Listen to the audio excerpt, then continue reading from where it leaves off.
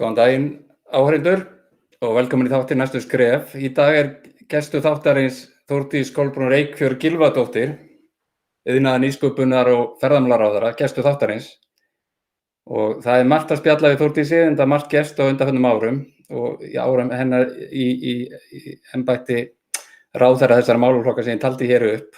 Og við ætlum að taka gott spjall um þetta og við þurfum að nýta tíma vel, þannig að ég ætla ekki að hafa þetta lengra en bara byrja viðtalið. Sæl vertu Þórdís, velkomin í þáttinn. Takk fyrir.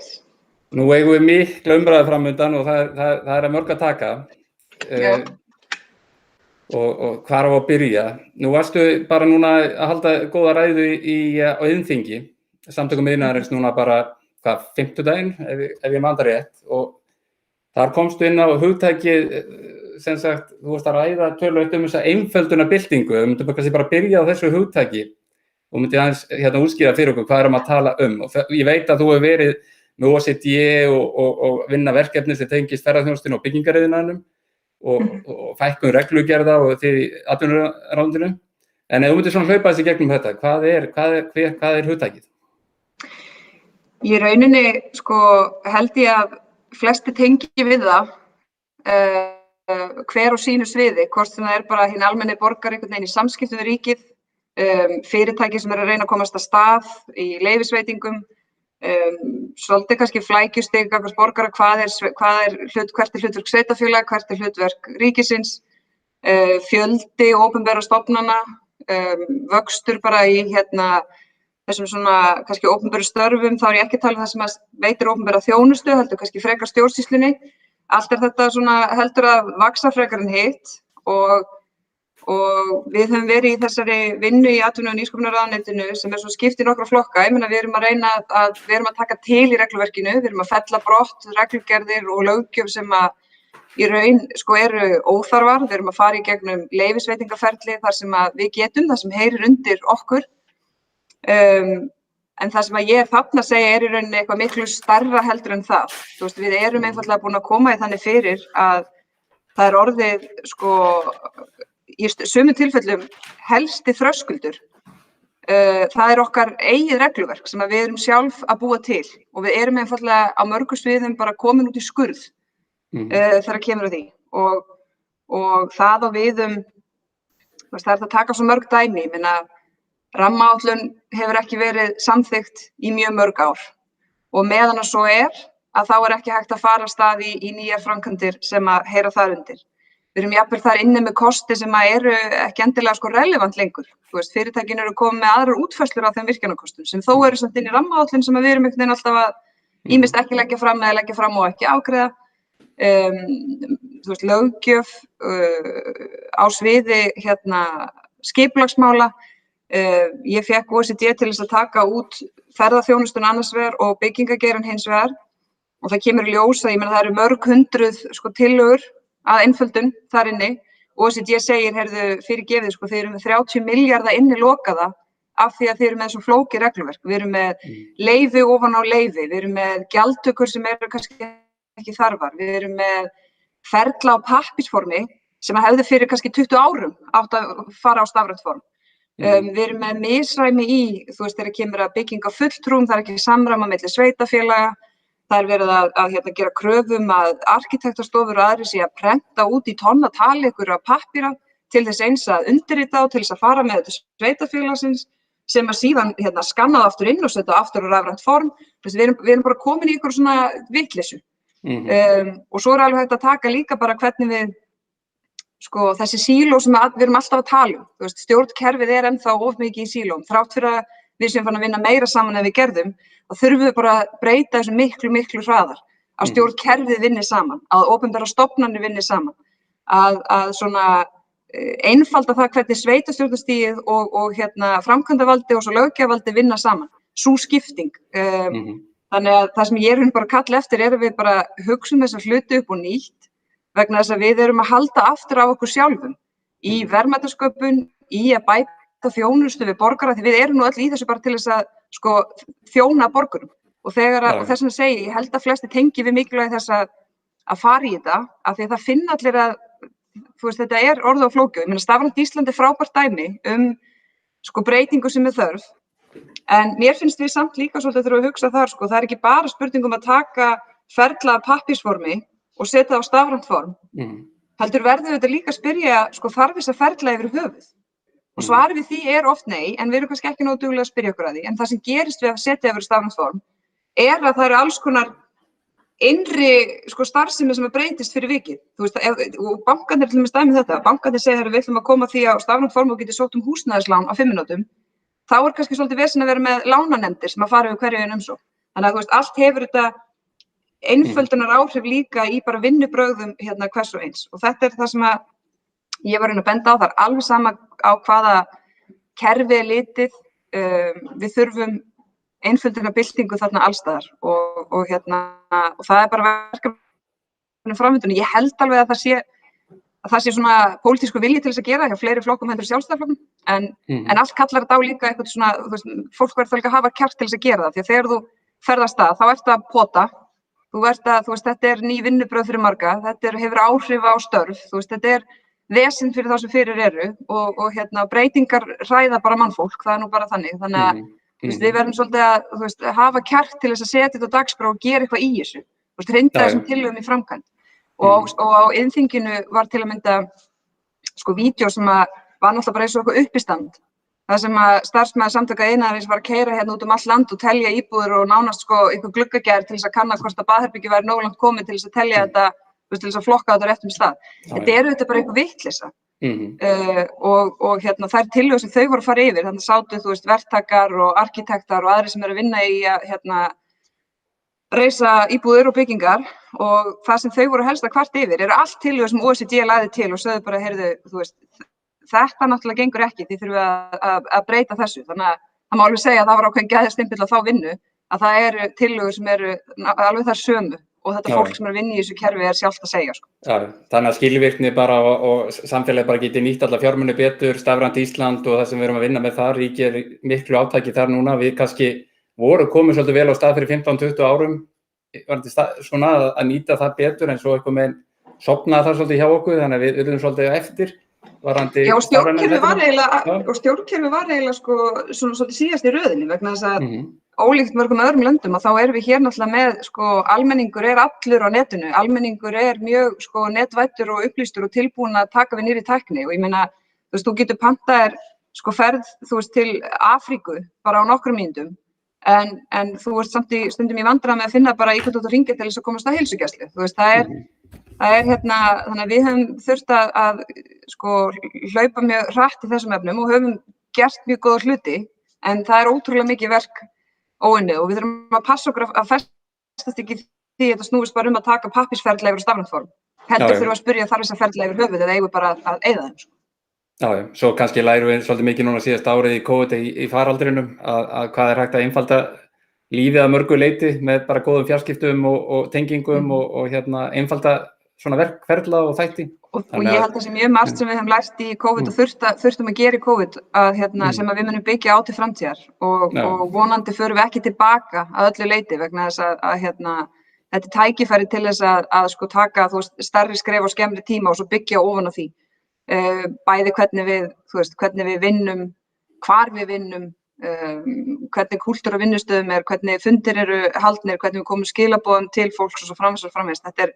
Það hefur sem betur fer, þetta eitt af jákvæði sem kemur út úr þessu verkefni sem þessi heimsfaraldur og í því felst líka mikil tækifæri fyrir landsbyggðina, sko. Það nú eitthvað sem mér finnst við þurfum að halda mjög á lofti, sko. Já, ég er sammála því. Ég held að þetta sé raunverulega ótrúleg breyting og við sjáum svo marga möguleika fyrir landsbyggðina hvað þetta að vinna með. En ef við höldum hans áfram með innþingið og það sem þú ræddið þar í þinni ræðu, sko varðandi nýsköpunina, þú hefur lagt mjög mikla áherslu þín ár í ráðundinu varðandi nýsköpun. Hvernig finnst þér þetta hafa gengið þessi ár? Það hefur verið að setja meira og meira fjármagn, þú bendir á þinni ræðu og skrifið í mokkanum að bara nýsköpunarfyrirtækin hafi sótt sér 30 milljarða núna síðast ári og það helmingin erlendis frá. Hvernig finnst þér þetta að vera að ganga í nýsköpunum og hvað viltu segja hana? Sko heilt hefur þetta gengið ótrúlega vel. Og það náttúrulega bara samspil og samstarf þessara helstu lykilaðila. Ég meina, ég ekkert feimin við að segja það, þú veist, við höfum tekið stórar ákvarðanir, við höfum gert kerfisbreytingar, við höfum breytt sko strúktúr í nýsköpunarumhverfinu, við höfum aukið við stuðning þegar kemur á svona, sem almenn aðgerð bara í rannsóknar- og þróunarstarfi, þannig að við höfum hækkað bæði prósentuhlutfallið í endurgreiðslum og rannsóknar- og þróunarkostnaði hjá fyrirtækjum sem stundar rannsóknar og þróun og við höfum hækkað þakið sem hefur þá elt í rauninni samkeppnishæfni þessara stærri fyrirtækja sem hér eru og það er þetta samspil sem skiptir máli. Við viljum vera með alla flóruna af fyrirtækjum hér. Við viljum sko tryggja að fyrirtæki þegar þau ná okkur ákveðinni stærð að þau sjáu áfram hag sinn í að vera hér og við finnum að við erum sterk á því sviði á rannsóknar- og þróunarstiginu. Við erum með bara þannig kúltúr, við erum með þannig fólk og við höfum svolítið svona sagt við ætlum að staðsetja okkur hér, við getum ekki verið best í allri virðiskeðjunni en hér erum við sterk þannig að við erum markvisst að vinna að því. Við sjáum sko Íslandsstofa að gera könnuna meðal þessara fyrirtækja og það er bara ótrúlega mikil bjartsýni þrátt fyrir allt í þessum fyrirtækjum. Þetta eru fyrirtæki sem eru að ráða fjöldan allan af nýju starfsfólki. Þetta eru fyrirtæki sem að náða að halda í raun áætlun að langmestu leyti á erfiðu ári. Þetta eru fyrirtæki sem að við erum með áætlanir að sækja nýtt fjármagn á þessu ári. Það sé svona stór hluti að koma fjármagn frá útlöndum er þetta bæði þroskamerki fyrir íslenskt umhverfi og gæðastimpill á það sem við erum að gera þetta. Þú veist, að sko fjármagn í útlöndum sem að leita bara góðum tækifærum, það að taka ákvörðun að koma hingað því það hefur trú á því að þetta séu það góðar hugmyndir að þær muni, þú veist, vaksa og verða sterkar og skila þessum sem að veðja á það, fjármagnin sínum tilbaka með ávöxtun. Og það er bara það sem að við, ákvörð það sem að við viljum. Við höfum líka verið að setja viðbóta fjármagn í tækniþróunarsjóð og mörgum þykir þurfa meira fjármagn þar inn vegna þess að það er vissulega þannig að það eru hugmyndir sem eru að fá sko framúrskarandi einkunnir og afgreiðslu en fá samt ekki stuðning af því að það bara eru svo margar umsóknir en við höfum samt verið að auka töluvert í þann sjóð. Svo erum við líka með verkefni sem að er ekki að sækja í þessa opinberu samkeppnissjóði, heldur bara að sækja fjármagn og það er sko, þú veist, við erum líka búin að breyta bara löggjöf sem allt hefur þetta áhrif á þetta hugafar, þú veist, við erum að breyta lögum sem að auka heimildir lífeyrissjóða til þess að fjárfesta í þessu. Kría er hún er auðvitað sko hugsuð til þess að þú veist, við finnum að það eru margir sjóðir að verða til með nýjum peningum og Kría er hugsuð til þess að koma með mótframlag inn í þá sjóði til þess að flýta fyrir þeirri þróun og auka svona hvata til þess að þeir sjóðir verði til. Þannig að Kría er ekki að fara að fjárfesta í einstaka fyrirtækjum, einstaka hugmyndum, heldur hún bara svona sjóður með svona hlutlægar kröfur og matsar svo sjóðir sem eru að fara af stað og þeir síðan sjóðir sjá að finna réttu viðskipta fjárfestingatækifæri. Við erum ekki með einhverja sko nefnd sem er að víla og díla með það hvaða fjárfestingakostir eru hagkvæmastir, heldur fer þetta bara inn í sjóðina og svo er það fólk í þeim sjóðum sem er að taka nánast alla áhættuna sem að metur það hvar er fýsilegt að fjárfesta. Og þetta kemur auðvitað til eftir mikla vinnu sem fór á stað í raun sko fyrir mína tíð, þannig að það er líka mikil samfella í því sem við erum að gera. Þetta er allt partur af lengri tíma verkefni. Og þessi viðhorfsbreyting, hún hefur verið mjög mikil og mér finnst við svona almennt bara sem samfélag vera átt okkur meira á því að þessi nýsköpunarmál, þetta er ekki frasi þegar ég segja það, þetta er ekki einhver svona lúxus, heldur er þetta bara okkur lífsnauðsynlegt og ef þú horfir á alveg sama hvað áskoranir við stöndum frammi fyrir, hvort sem það þegar kemur að líffræðilegum breytingum, kemur að því að minnka losun, þegar kemur að frekari þjónustu við eldri borgara til að mynda út frá því sem að þau telja sig þurfa en ekki bara vera með einhverja eina ríkislausn í því, þegar kemur að menntakerfi, þegar kemur að því að vera með fjölbreyttari störf, áhættudreifingu, þú veist, nýsköpun er raunverulega svarið við þessu öllu. Þú veist, við erum með bullandi nýsköpun í sjávarútvegi. Það sem að gengur raun út á að gera, þú veist, fá meira úr því sama. Við erum með nýsköpun í ferðaþjónustu. Þannig að þetta er ekki spurningum við sem að segja við viljum nýsköpun eða eitthvað annað. Við þurfum bara nýsköpun á öllum sviðum og ekki síst hjá hinu opinbera. Af því að við sjáum það með þessu kjörtímabili, við erum búin að setja meiri peninga í öll kerfi. Samt eru allir á því að það þurfi ennþá meiri peninga í öll kerfi. Og við munum ekki geta keyrt þessi kerfi áfram og byggt upp án þess að stórauka nýsköpun inn í þau. Af því það snýst að nýta nýjustu tækni, nýjustu lausnir til þess að bæta þjónustu fyrir, oft fyrir minni pening. Þannig að Þórdís, hvenær megum við reikna með að Kría byrji raunverulega að fjárfesta í svona sprotum og nýsköpun og sprotafyrirtækjum? Hvar er málið statt, heldurðu? Sko, við erum búin að, löggjöfin náttúrulega er löngu komin í gegnum þingið. Við skipuðum stjórnina í síðustu viku og hún er með mjög öflugu fólki með framúrskarandi þekkingu og reynslu á í þessum málaflokki. Reglugerðin er tilbúin í drögum. Ég vildi að stjórnin fengi tækifæri til þess að lesa hana og hafa áhrif á það hvort að þetta er ekki allt eins og á að vera. Hún er búin að fara inn í samráðsgátt og kom fjöldinn allir af umsögnum og við höfum verið að fara í gegnum það. Búin að vanda hvert einasta orð í þeirri reglugerð. Þannig að þegar stjórnin er búin að hittast, reglugerðin er birt, að þá bara fer þetta ferðlega stað. Þetta er ekki bara svona með vorinu fyrir hluta sumars eitthvað sem við erum að tala um í tímaramma. Já, ég vona að þetta sé bara, ég vona að þetta sé bara alveg innan tíðar sem að Kría fer að stað. Ef þú hleypur þá með hina fuglategundina Lóu og ef við tökum hana, þetta er alltaf að taka flugið eins og þessi sjóðir. Hvað segir mér Lóu? Hver er hugmyndafræðin? Sko, það hangir svolítið saman við þessi áform sem við kynntum á síðasta ári að leggja nýsköpunarmiðstöð niður í þeirri mynd sem hún er núna og það frumvarp er bara inn í atvinnuveganefnd og mjög langt komið þar og ég vonast til þess að þingið fari að ganga frá því. Sú vinna gengur hún út á það að segja bara, það eru þarna verkefni sem áfram þarf að sinna og sum þeirra hafa farið á nýja staði, hluti hefur farið inn í húsnæðis- og mannvirkjastofnun og svo framvegis. Við erum að koma að fá tæknisetri sem er svona þá samstarfsverkefni, allt snýst þetta í samstarf, það er samstarfsverkefni háskólana í landinu, atvinnulífsins og stjórnvalda til þess að koma að fót svona tæknisetri. Inn í því sagðum við líka, við viljum í raun auka stuðning út á land á forsöndum svæðanna sjálfra og þegar við sögðum þetta að þá er ekki þannig að þá fyrst hafi sveitarstjórnarstigið og svæðin landshlutasamtökin einhvern veginn farið af stað, þau þetta voru farin af stað en það flýtti þeirri þróun.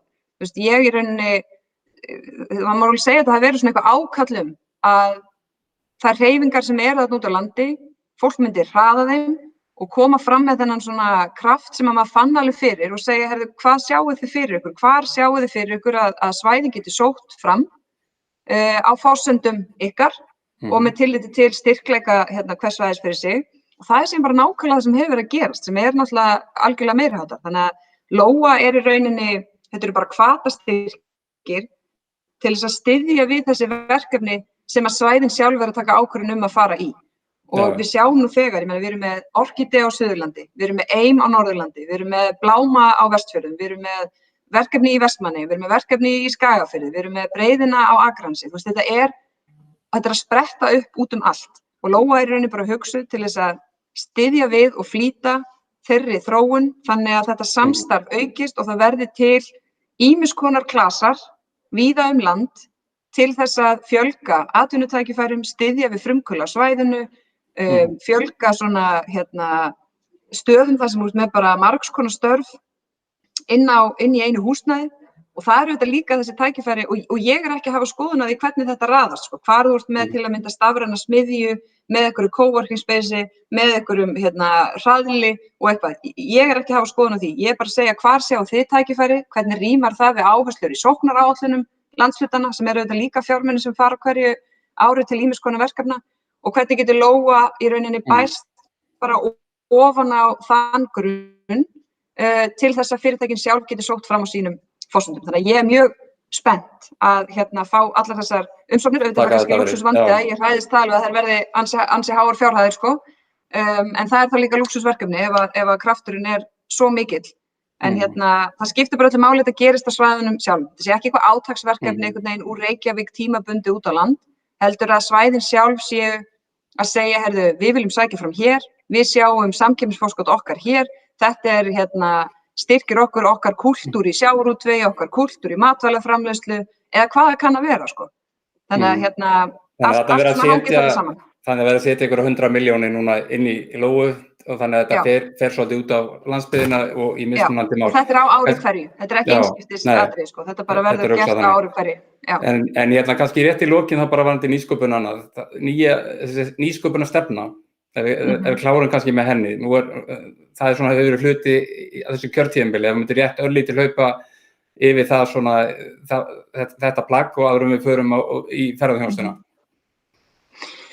Já, það má alveg segja sko allar þessar aðgerðir sem við höfum verið að fara í og aftur, ef maður horfir til þess hvað COVID hefur sko, ýmist, ég ætla ekki að segja gert fyrir okkur, en allavega þannig að við nýttum tækifæri vel, að þá opnaðist svolítið svona gluggi þegar COVID kom og við hugsaðum, heyrðu, hvað gerum við nú sko, að þá gátum við komið fram með okkar heimavinnu, við vorum búin að vinna okkar heimavinnum, atriði sem við vildum koma framfæri, eins og breytingar á varðandi heimildir lífeyrissjóða, innspýting í endurgreiðslu, rannsókn og þróun og alla þessa hluti og ríkisstjórnin tók vel við því og þingið tók vel við því, þannig að allar þessar aðgerðir sem við höfum farið í, það er hægt að hengja þær allar undir þessa nýsköpunarstefnu, af því að nýsköpunarstefnan segir í rauninni og varpar svona ljósi á hversu miklu þetta hugarfar skiptir, hvað mannauðurinn mikilvægur í uppbyggingu og nýsköpun, hvað skiptir máli að vera með fókus á sko verkefnin en ekki yfirbyggingu, hvað fjármagnið skiptir miklu máli, að það þurfa að vera sko fjármagn í þessi verkefni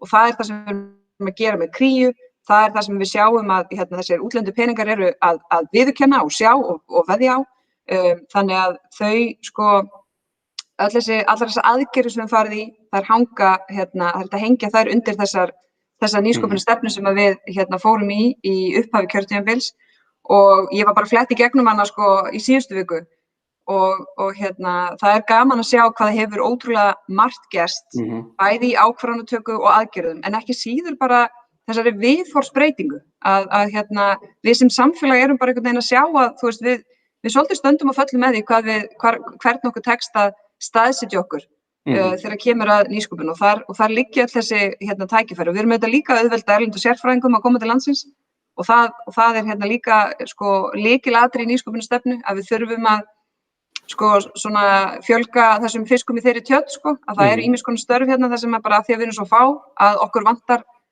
fleiri slíka einstaklinga. Svona til að benda á eitthvað svona í samhengi bara almennt, þá myndum við kannski vilja sjá bara nýsköpun í sjávarútveginu færa síðustu 30-35 ára sem við upplifað þar, að þessi tæknibylting myndi koma bara víða inn í ýmsar atvinnugreinar og nýsköpun og svona til að benda á eitthvað sem við sjáum hversu ótrúlegar breytingar hafa orðið bara í íslensku samfélagi eins og sjávarútveginum og þeirri tæknibyltingu sem íslensk fyrirtæki hafa unnið þar og ótrúlegt verk að við værum inn í fjórðu iðnbyltinguna og annað að færa þetta svolítið inn í önnur svið sem að og líka bara hvernig uppbygging sko í einni atvinnugrein og tækniþróun og nýja lausnir skila sér síðan yfir í aðra sko, þú veist, allt í einu ertu bara farin að geta séð sko einhverja skörun, þú veist, hjá bara, þú veist, Marel og CCP, þú veist, ég meina það var engin stjórnmálamaður sem sagði nú ætlum við að verða geggjuð í að framleiða tölvuleiki.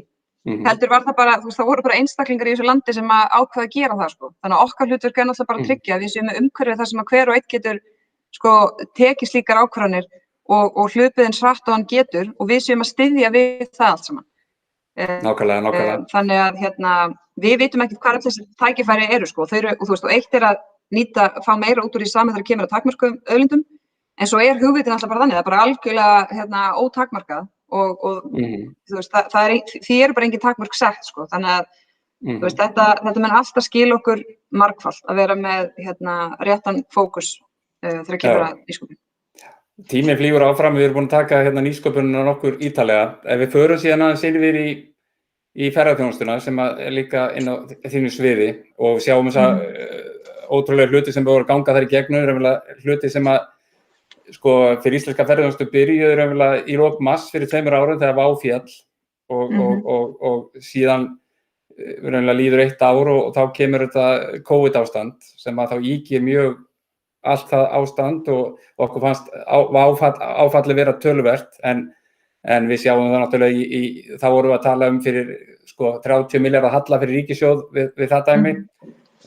Svo tífaldast þessi halli raunverulega með heimsfaraldrinum og við sjáum hvað þetta eru ótrúlegar hagtölur og annað og fyrir ferðaþjónustuna og atvinnuleysi fyrst og fremst þar Þetta ástand byrjaði fyrir árið síðan, við reiknuðum kannski ekki með í byrjun, við hugsuðum kannski þá 3-4 mánuði, síðan lengdist og lengdist fór fram á haustið og svo bara kannski haust fórum við að sjá fram á það að það færi vantar allur veturinn í þetta, við erum að horfa yfir í næsta sumar og sem þá koma núna eftir einhverja mánuði og það þarf að bólusetja og allt þetta. Þetta hefur verið svakalegt að upplifa í öllu okkar umhverfi. Þegar ferðaþjónusta var 2018 var 40-42% gjaldeyristekjum þjóðarinnar og einhverju 500 milljarðar búið að vera þarna 17-18. Þannig að þetta er ótrúlega tölur fyrir allt okkar umhverfi. Hvernig finnst þér þetta að verið og upplifa þetta og síðan náttúrulega núna þurfum við kannski fyrst og fremst að fara að hugsa eftir faraldurinn og hvernig við förum út úr þessu. Það er verið að vinna núna varðandi markaðssetningu, hvernig við erum að keyra út úr þessu. Ef þú myndir svona aðeins hlaupa yfir og alþjóðlegt markaðsátak og slíkir hluti, hvað getur þú sagt okkur þessi mál? Já, sko, þú fer náttúrulega ágætlega yfir svona þennan tíma, sko, þegar við fórum að smíða þessu úrræði fyrst þetta síðastliðið vor, að þá héldum við og vorum að vona og svona gengum út frá því að þetta væri tímabundið ástand í annarri merkingu heldur en við erum núna farin að segja, þú veist, við heldum þetta yrði nokkrum mánuðir og þess vegna þurftum við að smíða úrræði sem að í rauninni bara bera greinina, þú veist, yfir einhvern hjalla og svo bara myndi hún tækast henni bara hlaupa aftur á stað og myndi greiða tilbaka þann stuðning sem að ríkið kom með til þess að passa upp á atvinnugreinina. Svo bara lengist þetta mjög í þessu og við förum í rauninni, við bæði endurskoðum skilyrði sem að við settum í þessum úrræðum fyrst með tilliti þess að það er lengjast í þessu og svo þetta förum við bara í beina styrki, bæði lokunarstyrki, tekjufallsstyrki og núna viðspyrnustyrki sem við gerum vegna þess að tíminn er orðinn svo langur. Það er þannig að sko það er auðvitað ótrúlegt að hugsa til þess og það er kannski eitthvað sem við megum ekki gleyma af því að mér fannst nú ansi margir tala eins og ferðaþjónusta væri nokkert að gera þetta svo mikið fyrir okkur að við finnum allavega fyrir því sem að horfum á ríkissjóð að hann það, ég ætla ekki að segja tæmist en það fer allt í einu hurfu gríðarlegir fjármunir úr ríkissjóði þegar að ferðaþjónustan sko hrynur þegar heimsfaraldur fer af stað. Þannig að sko, það er auðvitað þannig að þessi atvinnugrein, hún alveg eins og hún fer alla kima samfélagsins, að það fara tekjur af henni og verðmæti líka alla kima samfélagsins og skila sér til okkar. Og við erum náttúrulega að veðja á að viðspyrnan verði þar og hún fari hratt af stað þegar að hún kemst loks af stað. Við erum núna í undirliggjandi forsendum að gera ráð fyrir 900.000 ferðamönnum á þessu ári. Ég meina, ég held að það muni ekki takast, þannig að vandinn er enn að stækka. En nú erum við farin að bólusetja, við erum komið með plan hvað tekur við frá 1.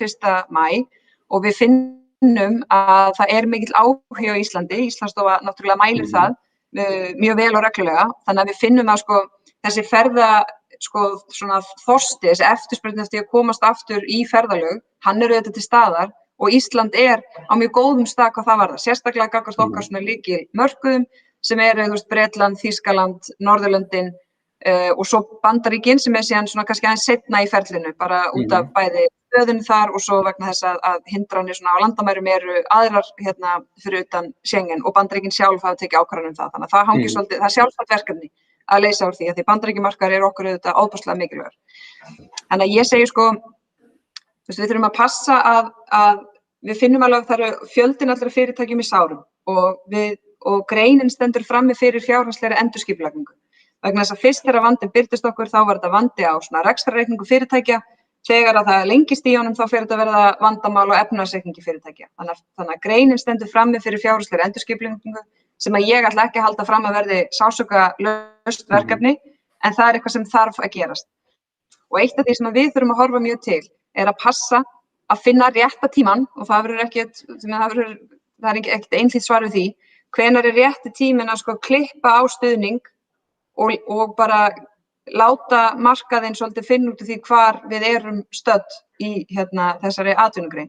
Þannig að þú veist, þetta er ekki, þegar við förum aftur af stað þá verður það ekki bara einungis einhverjar gleðifréttir heldur verður það líka alveg mikil áskorun. En það kannski ekki að horfa fram á að ég er svona kannski þetta var 8% af landsframleiðslunni okkar ferðaþjónustan núna 2018-19, 8,5 þegar fór sem hæst. Ég svona einfalda dæmi kannski að hvert prósentustig í landsframleiðslunni tengt ferðaþjónustunni sé svona cirka 250.000 ferðamenn, bara til að einfalda hugarreikningin. Og við erum ekki eins og kemur fram að í fjárlagagerðinni og í fjárlögunum og svona samþykkt í þinginu í desember, þá er gert ráð fyrir þessu 900.000 ferðamönnum. Þannig að við getum þá reiknað sko, þeir voru 2 milljónir þar undan og þannig að við erum ekki að sjá þá tölu 1, 2 og 3. Þannig að atvinnugreinin þarf að aðlaga sig líka þessu og gegnum þetta ferli getur tekið tíma. Já, það tekur tíma að ná henni upp á sko svipaðan stað hún var og auðvitað vitum við ekki ennþá að hvað miklu leyti sko breytingar í svona ferðahegðun bara fólks í veröldinni verða varanlegar og hvað ekki. En trendin sem við sjáum eru samt þau að fólk mun vilja fara þangað sem öruggt. Við sjáum núna í mælingum að fólk rosalega mikið að líta til þess hvar hefur tekist vel að glíma við faraldurinn og við njótum auðvitað mjög góðs af því. Fólk mun vilja fara þar sem að það getur tryggt víðerni, að vera í góðri fjarlægð og verið svona að upplifa náttúruna þannig. Fólk mun vilja dvelja í lengri tíma, allt þetta sko miklu kostur fyrir okkur. Áskorun að fólk mun sérstaklega fyrst sinn mjög mikið vilja ferðast innanlands eða kannski svona á meginlandi Evrópu þar sem það þá bara keyra á milli landa. Það áskorun fyrir okkur að það stærra skref að stíga upp í flugvél og fara í svona lengra ferðalag, sérstaklega fyrst sinn. Það sem við megum ekki gleyma að sko, það ekki þannig að þrátt fyrir að fjöldi ferðamanna sé komin sko niður fyrir það sem hann var 2010 sem voru 500.000 ferðamenn og svo flaug hann áfram í yfir 2 milljónir á nokkrum árum, að þrátt fyrir að við förum tilbaka sko aftur, hvað það varðar, mörg ár aftur í tíman með tilliti til fjölda, að þá erum við ekki í heild sinni að fara tilbaka öll þessi ár, vegna þess að við höfum auðvitað byggt mjög traustan grunn undir ferðaþjónustu á Íslandi og sá grunnur stendur alveg. Það sem hefur breyst að ferðamennirnir kom ekki og fyrirtækin eru í sárum. Annað til staðar. Við erum búin að eyða milljörðum í uppbyggingu innviða, áfangastaðir okkar hafa tekið stórkostlegum breytingum, við erum komið með skýrara regluverk, við erum komið með stefnuramma til ársins 2030. Sá stefnurammi stendur óhaggaður. Hann var unninn með greininni og sveitarstjórnarstiginu. Það sem það segir til dæmis, við ætlum að vera leiðandi í sjálfbærni, það eldist nú aldeilis vel. Orkuskiptin eru sko tækifæri fyrir ferðaþjónustuna. Við erum að horfa á gæði umfram magn sem við megum heldur ekki gleyma þegar við förum síðan að keppast við að fá aftur ferðamenn, að gleyma því ekki, þetta snýst aldrei hversu margir koma. Þetta snýst þau verðmæti sem að greinin býr til. Þetta snýst hvaðan fólk að koma, hversu lengi það dvelur, hvert það að fara, hversu miklu eyðir það, en ekki hvort það eru sko 1 milljón, 1,5, 2 eða meira. Heldur hver framleiðnin inn í greininni og hvernig byggst hún upp að nýju. Og þar þurfum við að hafa stefnurammann algjörlega í leiðarljósi og ég held að það ríkir sátt hann. Og svo erum við þetta líka búin að smíða sko stýritæki fyrir ferðaþjónustuna sem heitir jafnvægisás, sem gengur út á það að finna hvar við erum stödd á hverjum tíma, sem á að styðja okkur í því að taka til að mynda ákvarðanir í hvað við erum að setja fjármuni. Hvenær erum við komin á þolmörkum í náttúruvernd? Hvenær erum við komin á þolmörkum í samgöngumálum? Hvenær, og ég meina 2018 með yfir 40% gjaldeyristekjum þjóðarinnar í ferðaþjónustu, við vorum komin á rautt flagg. Það var orðið helviti mikið í stóru myndinni hvar við erum að framleiða, hvar gjaldeyrinn verður til. Þannig að sko ég segi bara, ég veit að það eru fyrirtæki í sárum, ég meina langflestir sem eru atvinnulausir eru í ferðaþjónustu og tengdum greinum. Verkefni verður alveg þungt, en ég segi samt, við erum sko stjórnvöld að veðja á greinina, við erum sem samfélag að veðja á greinina, framtíð ferðaþjónustunnar björt, það bara spurning hvenær birtir þannig til að hún geti farið að hlaupa af stað. Við verðum áfram og aftur mjög öflugt ferðaþjónustuland, ég efast ekki það sko í 1 mínútu. Mér langar þá kannski að koma inn á 1 punkt varðandi þetta og hann sá að, og ég nú minnst á hérna fyrir þáttum, að 2011 þá 37% alla erlenda ferðamanna sem kom til landsins tóku sér bílleigubíl og keyrðu raunverulega landið og fóru víða. 2018 þá þetta hlutfall komið upp í 60% og þetta rannsókn sem Rögnvaldur Guðmundsson í rannsókn greining kynnti í janúari fyrra sem hann vann fyrir Vegagerðina. Og þetta konsept í ferðaþjónustunni sem raunverulega bílaleigubíllinn og sem að sletti road trip, það raunverulega keyra landið og þannig verður þessi dreifing, hefur þetta sem slíkt, en sem ég sýnist á inn í COVID og allt þetta umhverfi sem við erum að ræða, þá fer maður að velta fyrir sér sko, verið að vinna með þetta konsept sem hefur orðið ríkjandi konsept á Íslandi og verið falla beint inn í þess aðstæður sem skapast með COVID-inu, fólk vil vera út af fyrir sig, keyra bara milli staða og vera svona bara út af fyrir sig og njóta náttúrunnar og ekki vera í fjölmenni. Sko, nú fer Íslandsstofa svolítið með markaðssetninguna og verið að vinna með þetta konsept sem ég held að hafi raunverulega tekið svolítið mikið yfir og fellur síðan beint inn í COVID-ið, hvernig verið að taka á þessu og þetta skapar þessa dreifingu á ferðamönnum og gerur ótrúlega mikið vítt og breitt landið, þessi dreifing. Þetta voru það mest var 24.000 bílleigubílar, þeir voru sko 4.000 hérna 2006. Þannig að þetta svona stóra risabreytingin finnst mér í ferðaþjónustunni og þá fer ég að hugsa bara svona upphátt, hérna fyrst ég með þig hérna, að erum við að vinna með þetta konsept í núna markaðssetningunni eftir COVID-ið, hvernig verður þetta tekið fyrir, sko, hvernig standa þau mál? Sko, ég held að hérna þróunin verði áfram sú að fólk mun í meira mæli vilja ferðast á eigin forsendum og það hefur verið þróunin undanfarin ár og ég held að það muni bara aukast og það er auðvitað líka út frá sóttvörnum, hvernig sem þau mál einhvern veginn spilast næstu árin hafa hérna töluverð áhrif. Þess vegna erum við líka, og þetta er náttúrulega leið sem að stuðlar mjög að dreifingu ferðamanna. Þess vegna erum við til að mynda til þess að tengja þetta síðan við orkuskiptin sem við hefum kannski aðeins eftir að koma inn á, erum við með sko að fókusa stuðningi ríkisins í að flýta þeirri þróun að bílaleigur fari yfir á hérna aðra orkugjafa í sínum bílaflota.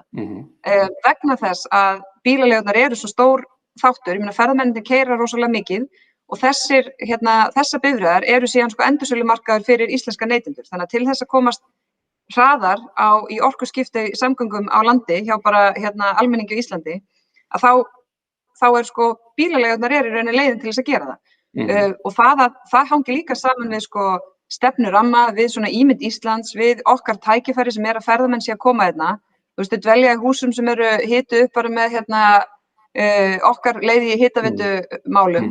Þau keyrum á rafbílum á jarðvarmanum, þau keyra á rafbílum sem keyra almennt á orku sem bara virkið þú veist, víða land og allt þetta partur af svona sérstöðu Íslands og leið til þessi raun að sko sem hefur líka meira og meira áhrif á fólk, að hvernig það svona kolefnisjafna og bara ferðast einhvern veginn með svona ábyrgum hætti. Þannig að það fókus á þau mál. Það sem að við sáum að var að gerast mjög mikið var að fólk var að ferðast miklu meira á eigin forsendum og það var spurning að hvað leyti það myndi hafa áhrif á sko ferðaskrifstofur. Og við sáum að margar ferðaskrifstofur sumir voru að spá í rauninni bara ferðaskrifstofur myndi bara einhvern veginn líða bara fjara út. Það sem við sjáum náttúrulega núna að sko allir skilmálar leiðir til þess að fá endurgreitt af því að svona ótrúlega óvissa og engin veit hvernig það verður. Að þá í raun held ég ferðaskrifstofur að bara sko fá í rauninni nýtt tækifæri til þess að vera sko eftirsóknarverður kostur fyrir fólk sem að ferðast. Og það langar mig bara að nefna því að það hefur ekki farið mikið fyrir því og málið svo sem bara inn á samráðsgátt og eftir að koma fyrir þingið. En það kom mikið umræðina í byrjun COVID þegar að allar ferðir féllu niður og allir fóru að biðja endurgreiðslu og ferðaskrifstofurnar sögðu bara, heyrðu, ef við þurfum að endurgreiða öllum á einu bretti þá förum við bara á hausinn. Og við brugðumst við með ákveðnum hætti en sögðum þá að við myndum vilja byggja upp þetta fyrirkomulag með öðrum hætti en verið hefur. Í dag það þannig að hver og einn ferðaskrifstofa með sínar tryggingar og við erum með bundið sko fé sem að liggur í raun bara dautt upp á 7 milljarða á hverjum tíma hérna. Þetta frumvarp núna sem að liggur fyrir inn á samráðsgátt og felur því sem við erum að fara þessa leið eins og í Danmörku að byggja upp bara kollektívan sjóð sem að fyrirtækin greiða inn í, þannig að þegar eitthvað fyrirtæki fer fellenið ferðir fer á hausinn það reynir á það að þá það tekið úr þeim sjóði.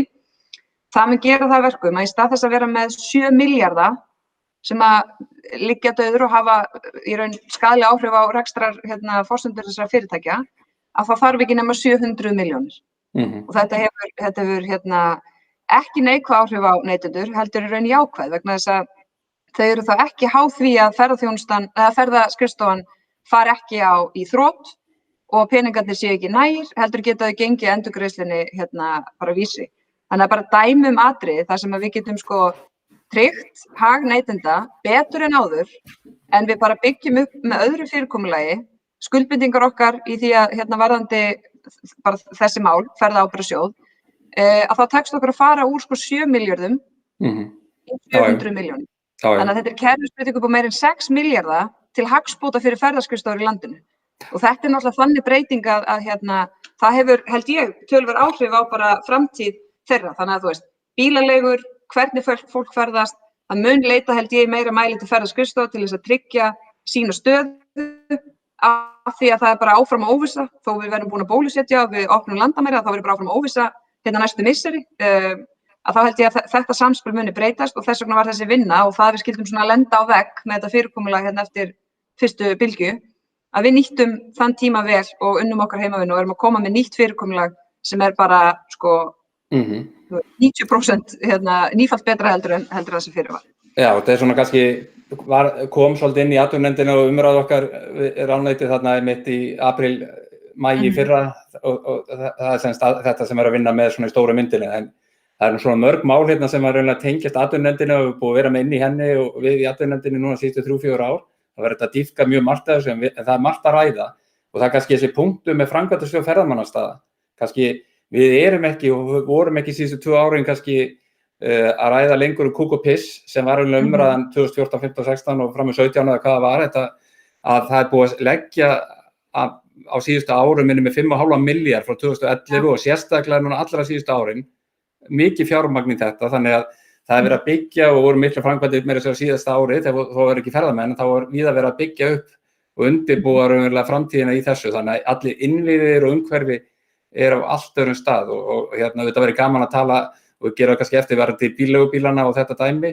Við sjáum það náttúrulega á síðasta ári að Íslendingar eru náttúrulega að kaupa 53% af seldum bílum á síðasta ári, ef ég man það allt rétt, var tvinnbílar eða hreinir rafmagnsbílar, metan eða hvað þetta heitir. Þannig að fólk er greinilega almenningur að taka mjög við sér allra síðustu og þetta er eins og segir þá að síðustu árum þá voru bílaleigurnar kannski að kaupa 35, 40, 50% öllum bílum í landinu þannig að þær verður náttúrulega mjög ráðandi inn í þetta en þessir innviðir hafa verið að byggjast upp og það er líka verið að byggja upp innviðina einmitt með hleðslu á bílum og það er enn eitt átakið sem er verið að vinna þannig að og svo sjáum við nýjustu bílana sem er að koma núna með 500-600 km og drægi og einhverja hleðslustöðvar sem er að heyra núna 150 kW stöðvar sem að hlaða bílinn við 500 km á 20 mínútum þannig að það er greinilega þetta er ótrúlega hröð þróun þannig að þetta er að verða mikill veruleiki bara næstu ára.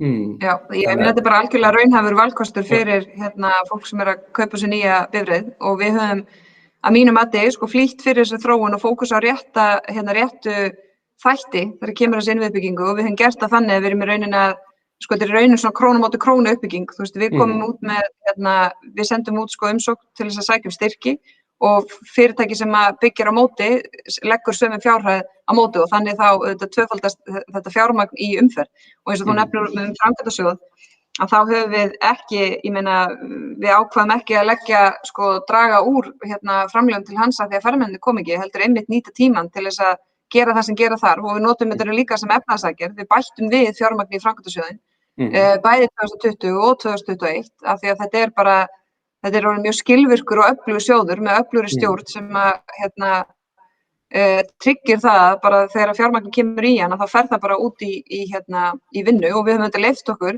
að fara eins og þú segir, ég meina nú er ekki sko kamrar er ekki stóra atriði einhvern veginn í uppbyggingu ferðaþjónustu og við erum farin að leyfa okkur líka að horfa ekki bara til sko þetta er ekki lengur eingöngu öryggismál að við séum bara að forða sko fólki frá því að koma svo í hættu á áfangastöðum heldur almennileg stýring þú veist og við erum að byggja þetta upp og að þannig gæðum í sátt við umhverfi og í þannig sko þú veist hönnun við erum að leggja meir upp úr hönnun og þetta sé sko stýring á hverjum stað fyrir sig þannig að stýring snýst ekki bara gjaldtöku á okkur stöðum heldur bara við séum að stýra fólki þannig að við séum bæði að vernda náttúruna og tryggja jákvæða upplifun fólks og það þessi skýrsla sem við gáum út daginn sem að tekur svolítið svona saman það sem við höfum verið að gera með framkvæmdasjóðnum og uppbygging á þessu stöðum. Þetta er bara ótrúlega flott sko. Við höfum bara tekið mjög stór skref á undanförnum árum í uppbyggingu á áfangastöðum.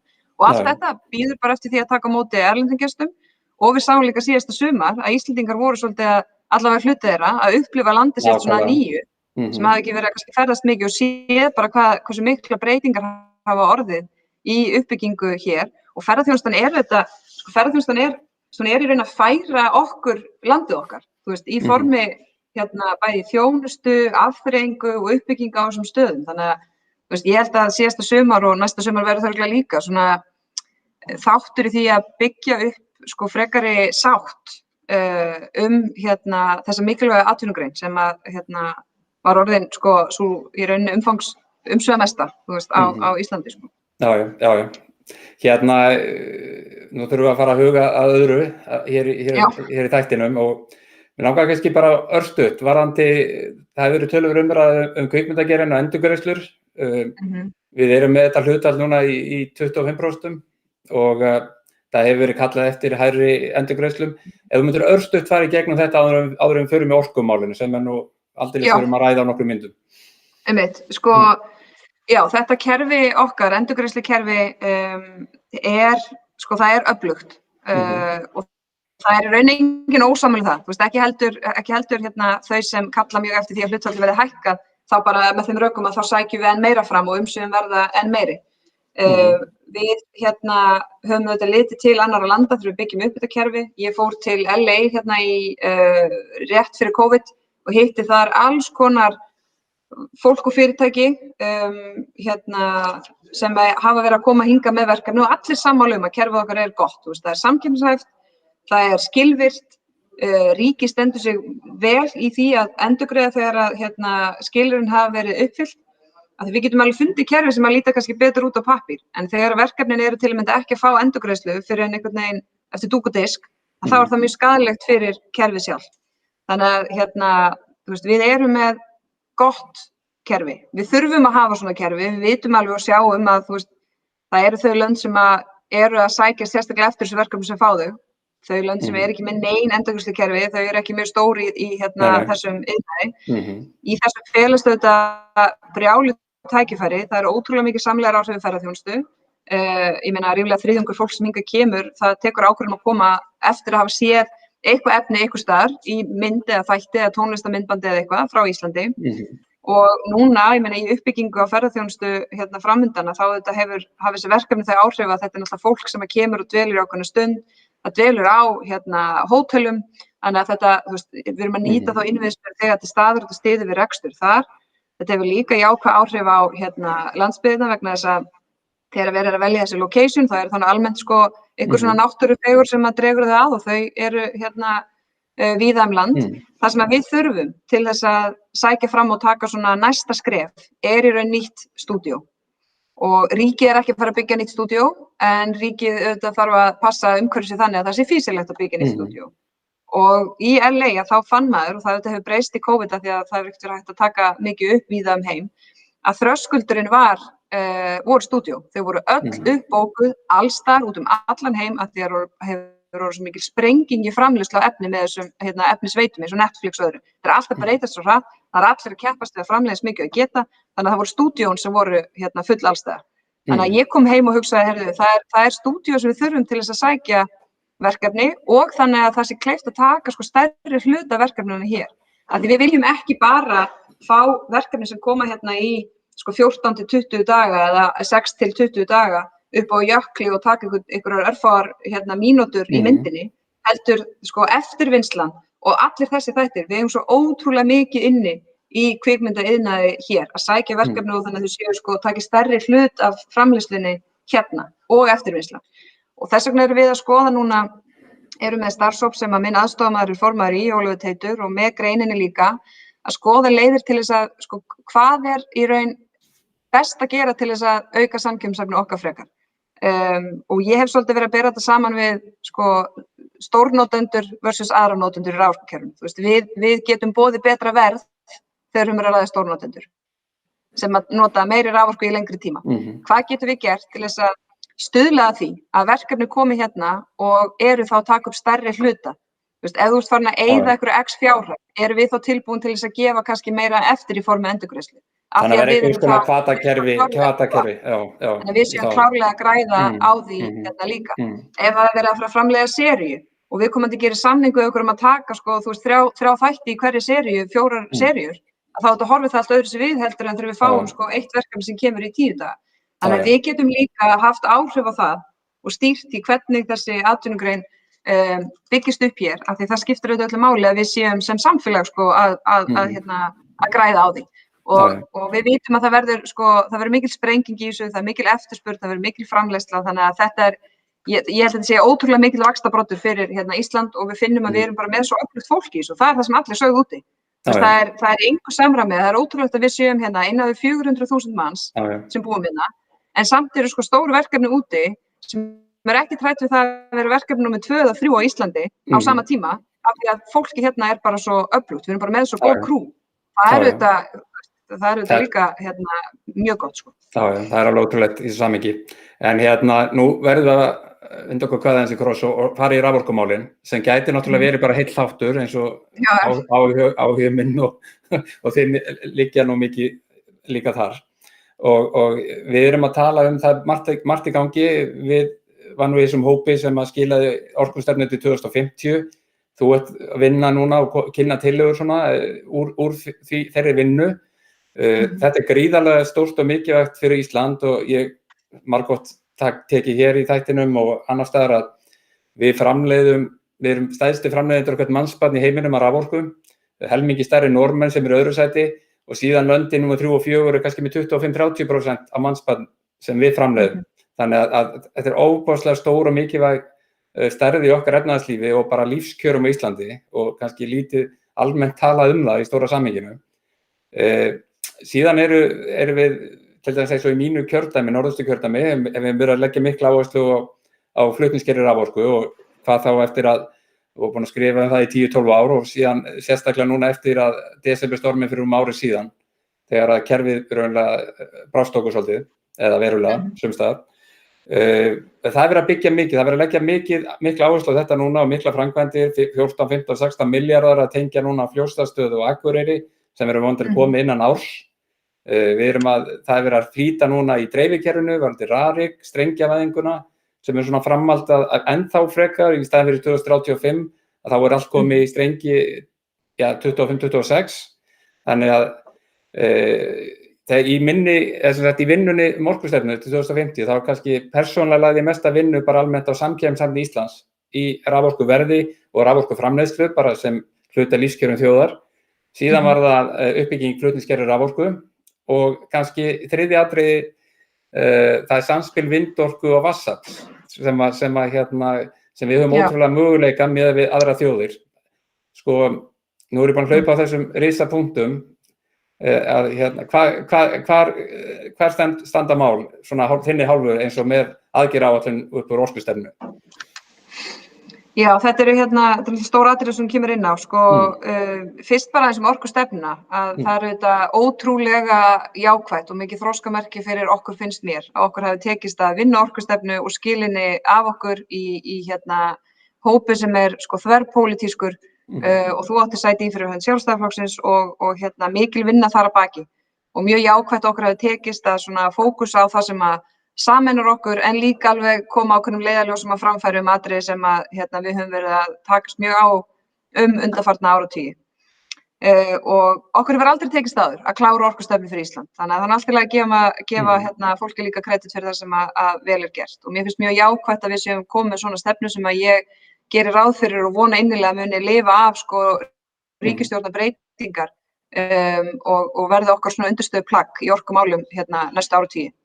Og þar segir til dæmis að við ætlum að verða óháð jarðefnaeldsneyti árið 2050 og ég hef sagt, sko við náttúrulega ráðum því ekki hvenær við getum orðið það, af því það mjög háð alls konar ytri þáttum sem að við erum ekki að vinna að hér á Íslandi, en við höfum svona alltaf forsendur til þess að segja að Ísland verði fyrst allra landa til þess að verða óháð jarðefnaeldsneyti. Meðal annars vegna þess sem að þú nefnir að við erum í dag að framleiða mikið magn raforku, endurnýjanlegrar raforku. Við erum ekki með þessa svona hagsmuni eins og til dæmis í Noregi sem náttúrulega eru annars vegar að sækja fram í orkuskiptum og öllu slíku en eru líka náttúrulega bara sko að sækja mikla olíu og eiga mikla hagsmuni undir þar. Við erum ekki með slíka hagsmuni, við erum ekki með stóra hagsmuni til dæmis í þessu lönd víða í Evrópu sem eru með sko rótgróinn iðnað af alls konar öðru sem við erum ekki með hér og við höfum ákveðið svona forskot til þess að sem við þurfum að halda mjög í.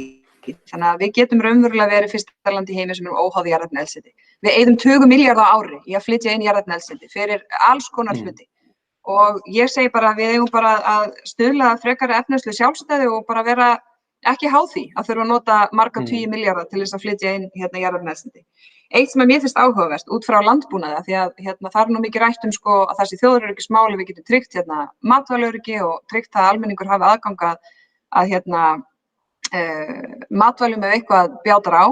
Og ef að maður spyr hvað það fyrsta sem maður mun reyna á, ef við myndum bara einhvern veginn vissa sko samband við umheiminn, þú veist við gætum ekki til að mynda flutt inn þá hluti sem við þurfum að flytja inn til þess að framleiða matvæli, að þá eru margir sem myndu halda sko að það væri fóður eða áburður eða eitthvað slíkt, en það fyrsta sem við myndum lenda í vandræðum með er eldsneyti. Vegna þess að það er alveg sama hvort þú ert með sko framleiðslu á kjöti, þú veist, fiskeldi, hvað það er, að það fyrsta sem myndi vanta væri eldsneyti. Þannig að ef við erum að hugsa út frá sko bara landbúnaði, matvælaframleiðslu sem er skilgreind sem þjóðaröryggismál, að þá er það eldsneyti sem að fyrst myndi vanta. Þannig að ef við værum ekki háð því, þá væri það nú aldeilis fínt. Og ég veit að við erum mjög langt í land þar og við fundum það í óveðrinu síðast, að fólk þurfti að draga fram varaaflið og olíuna til þess að keyra ýmsa grunnþætti sem að raforkan ætti að sjá um. En ég átta mig líka á því og ég veit að það þýðir að ef við ætlum að verða óháð jarðefnaeldsneyti, þá þurfum við auðvitað að geta verið óháð jarðefnaeldsneyti. Og það þýðir þá að flutningskerfið þarf að vera til staðar, það þýðir að það þarf að vera næg raforka til staðar, það þýðir að dreifikerfið þarf að ráða við það. Þess vegna held ég að með því að setja svona markið hátt, ná samstöðu það að við viljum það, að það kannski sé leið til þess að auka líka sátt þær aðgerðir sem við þurfum að fara í, eins og til dæmis ýmsar framkvæmdir sem við höfum verið að rífast og kæra til skiptis í 10-15 ár, til að mynda flutningslínur sem að við vitum öll að það þurfa að vera til staðar.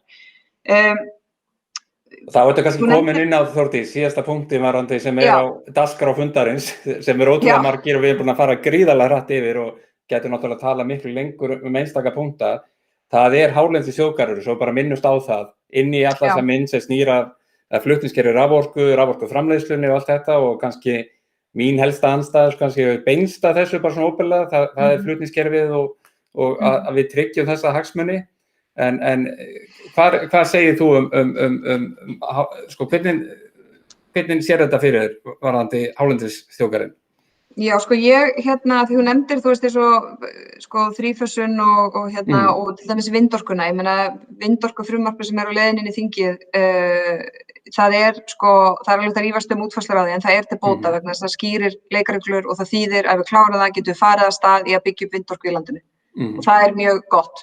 Það spilar mjög vel með vatnsaflinu og það er bara atriði sem að við þurfum að fara í til þess líka að geta tryggt að við getum tekið á móti grænum fjárfestingum sem að við finnum að áhugi fyrir að utan, að koma hingað og fjárfesta í grænum lausnum, hvort sem það er í gagnaverum, hátækni, matvælaframleiðslu, rafeldsneyti, batteríum og öðru slíku.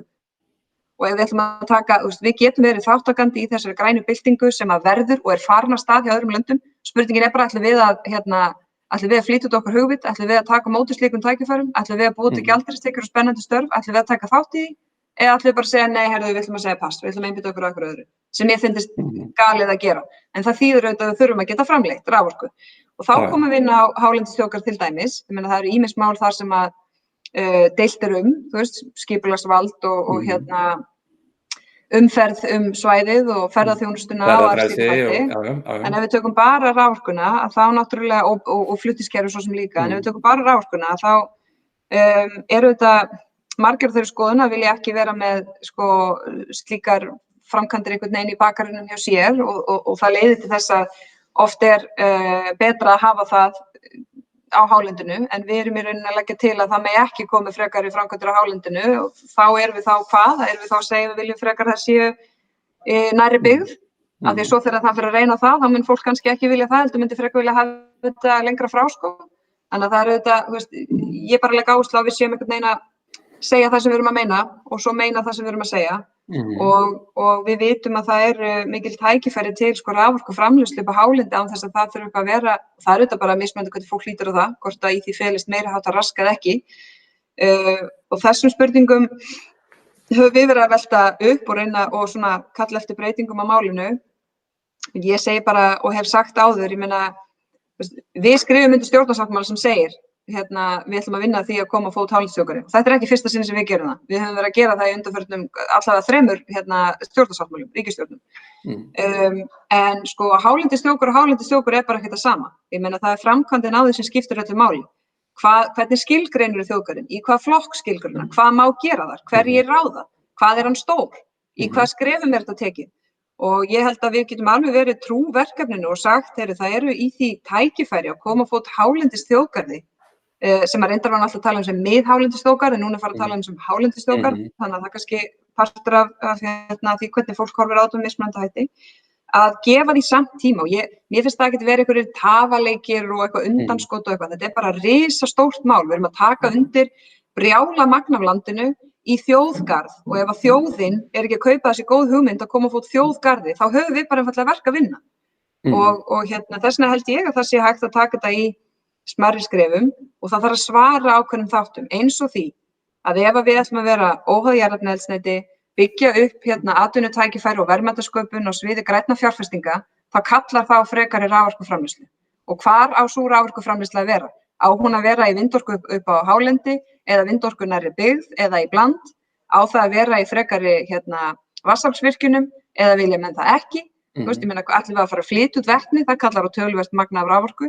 Við erum í samskiptum við Þjóðverja sem vilja með gjarnan geta keypt af okkur vetni til þess að skipta út sinni húshitun og gasi yfir í vetni. Þá erum við að hjálpa í raun heiminum að minnka sína losun.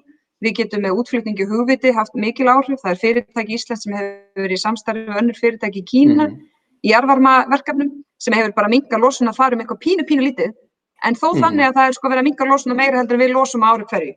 Þannig ef við erum að meina að þetta sé verkefni heimsins, þá hljótum við að vilja vera þátttakendur þar. Þetta snýst ekki bara okkur hér, þrátt fyrir að við höfum verk að vinna og við séum okkar áætlanir og við getum verið til fyrirmyndar í ýmsu sem segull þá fyrir fjárfesta. En við viljum væntanlega hjálpa vera þátttakendur í því að heimurinn minnki losun og við höfum þar verk að vinna og höfum þar eitthvað fram að færa. Við gætum haldið áfram endalaust en það opnar alltaf nýr dyr nýr umræðu. Fjórða iðnbyltingin að koma upp og í tengslu við hana þá náttúrulega svona kannski tvennt sem svona algjör forsenda og undirstaða undir henni. Það græn orka og síðan öflug fjarskipti. Og þessum þætti, bara í síðasta þætti, vorum við að ræða ljósleiðara netið og uppbyggingu þess innanlands og það sem að Haraldur Benediktsson vann fyrir utanríkisráðherra og hans hópur. Síðan ræddum við þá meðal annars nýjan sæstreng, fjarskiptastreng til Írlands sem á að koma næsta ári. Þannig að það voru komið 3 tengingar inn í landi, Faraði, Stanæs og Íris og síðan með eflingu á þessu ljósleiðara kerfi og það verður raunlega til margar leiðir út allt land og fullt af eyjum í ljósleiðarkerfinu og styrkingu þess.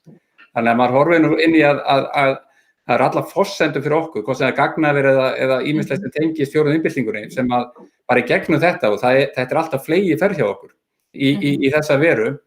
Þannig og svo með nýsköpun og þess vegna komum við líka á fót þessum græna dregli sem við kynntum í síðustu viku í samstarfi Íslandsstofu því að við finnum að það mikill áhugi og við finnum að ég get alveg tekið undir með samtökum iðnaðarins, við þurfum að hlaupa hraðar, partur af því einföldun, partur af því skýr stefnumörkun sem ég segi við séum komin með.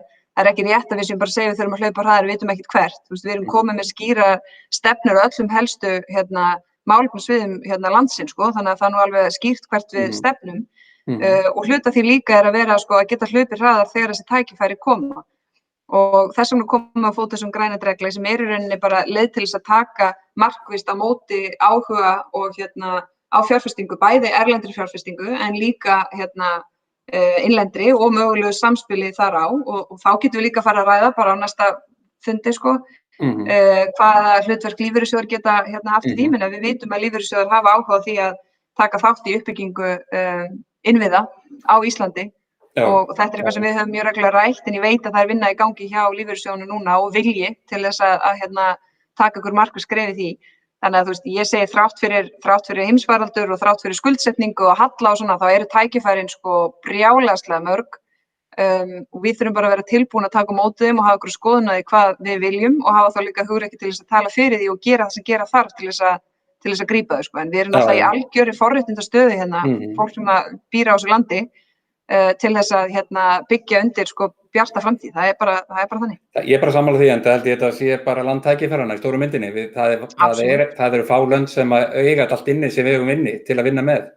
En ég hef oft spurt hérna í þessum þáttum varðandi næstu skref, þátturinn heitir næstu skref og hérna, en það var allar maður... Við meðlega bara vera að tala næstu skref. Það er eiginlega málið og það er eiginlega, það þurft aldrei að spyrja spurningar þess að við erum stóru myndir múin að gera það, en kannski enda á risa mikilvægu samningi sem ég fannst nú kannski að mínu mati kom mér óvart hversu litla umræðu fékk í samfélaginu.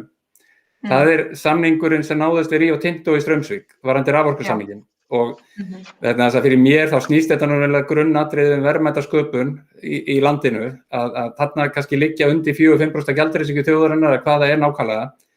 En þetta kom þarna í hádegisfréttum útvarpsins miðjan fréttatíma eða seinni hluta því ég ætlaði nú að fara að hlusta í byrjun fréttana og síðan kvöldi í sjónvarpsfréttunum þá var vel liðið á sjónvarpsfréttatíman þegar fréttin kom þetta.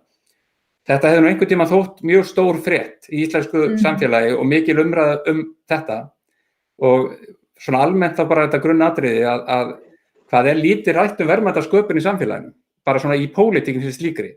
Þetta er undirstaðan undir allri okkar velferð og allt sem við gerum og vinnum með að af hverju erum við ekki að ræða meira verðmætasköpun eins og bara í íslensku samfélagi í dag? Erum við orðin svona rík eða hvað? Ég hef nú bent hérna á að kaupmáttur í landinu hefur vaxið hvað helming á 30 árum. Þetta er gríðarlegur kaupmáttaraukning í landinu og þá fer maður út að hugsa erum við bara komið það langt í þessu ferli að við erum hætt að ræða verðmætasköpun almennt bara í samfélaginu. Þetta er einhvern veginn allt og lítið rætt. Já, ég held, bæði held og vona að þetta sé nú að breyta þegar við sjáum að þú veist, við getum náttúrulega ekki keyrt þetta prógram áfram. Við vitum að við erum í rauninni bara að taka risastórt feitt lán. Við erum að veðja á verðmætasköpun.